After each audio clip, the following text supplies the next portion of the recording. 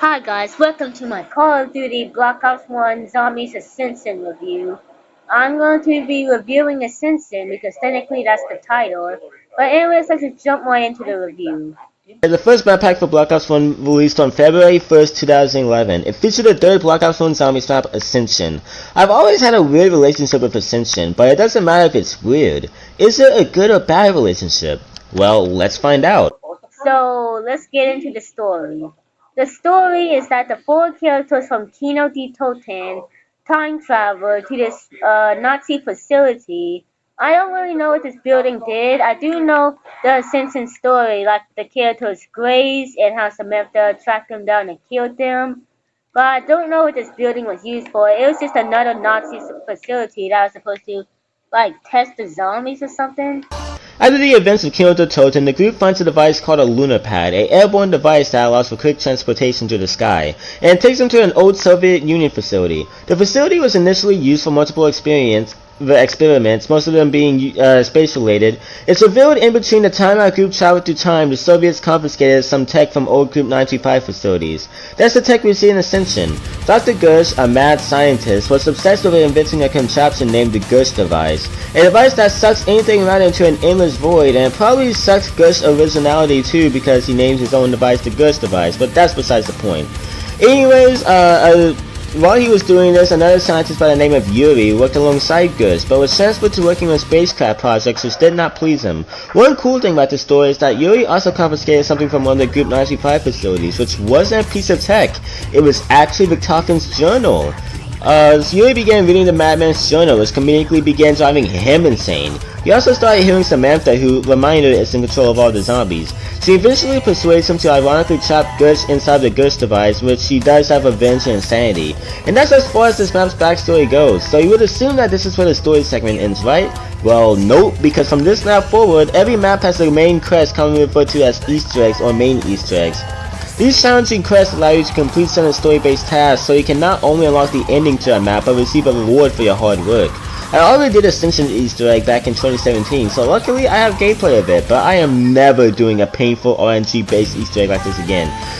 Basically, our four characters are Gersh trapped in the void, and we find out he's being tormented by Samantha, who found a way to reach him. He tells us we can free him by repairing some sort of techno-mechanism thingy.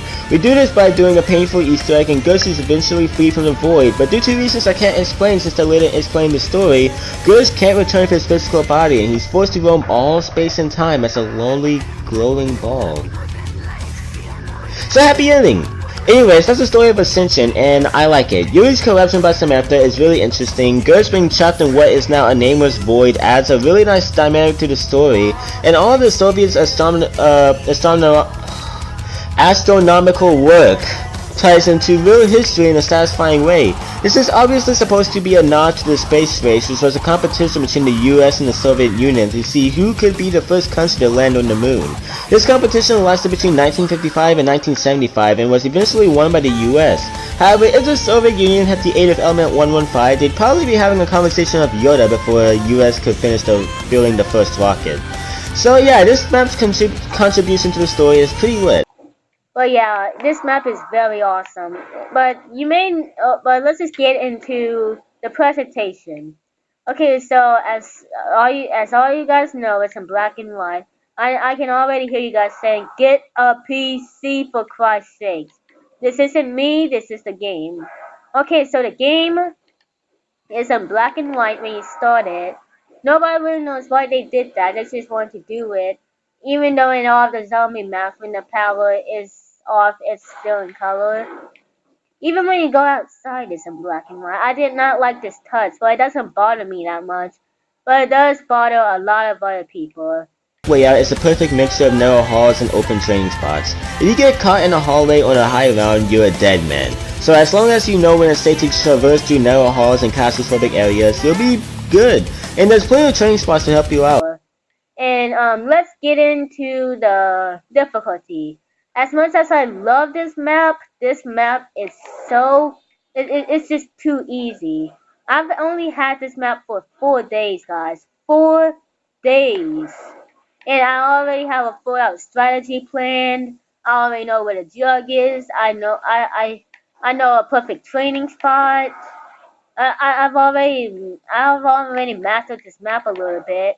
The only thing I haven't figured out yet is how to do the Easter egg and how to get the Pack-a-Punch, but I can just easily look that up. But yeah, this map is very easy. This map should be fairly easy to experience zombie players. If you're careful inside the main building and you utilize the training spots to the best of your ability, you should be more than fine, especially if you have a thunder gun. Easy. So let's get into the boss, which are the monkeys. Oh my god. I hate these monkeys. How come in every video game scenario these monkeys are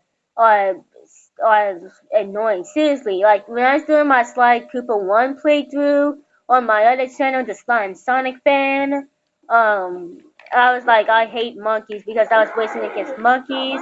And in a sense, then what these monkeys do is so aggravating.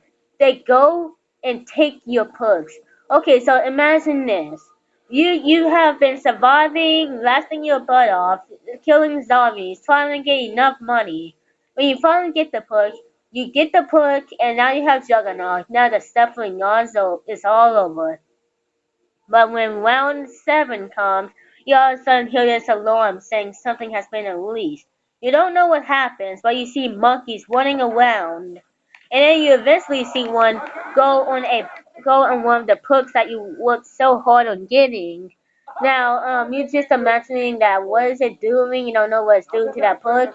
But when it's done doing what it's doing to the perk, your perk disactivates, and you gotta buy the perk all over again, or you gotta wait a few rounds till the perk gets activated. I find that so annoying. You literally have to guard these perks of your life. And if you're playing solo, you gotta pick one perk you can keep. Because there's no way you can guard 4 perks at one time because these perks are so far away from each other. It's just not a nice touch that they did. Anyways, for the first time in 4 maps excluding 5, the Hellhounds are replaced with another sub-boss. They're replaced with test monkeys that were used in multiple launch experiments that steal your perks from you and deactivate them. This alone makes early rounds a chore to play, and if you're playing solo with a full stack of perks, be prepared to say goodbye to most of them. These monkeys are easily the worst sub-bosses introduced in zombies to make the map so much less fun to play. But yeah, now it's time for the zombie feels. This map actually makes me feel, since I'm not that good at zombies, I'm barely average. It makes me feel like I'm good at zombies because a person who's barely at average can last almost around 20 on this map, and it's really enjoyable. And yeah, it's really awesome. And the final judgment, I give this map what it deserves. It deserves an A-. Well, guys, that's all for this review. I'm going to be reviewing Call of the Dead next. I'll see you guys next time. This has been the Call of Duty and Lego fan, and as always, I am out.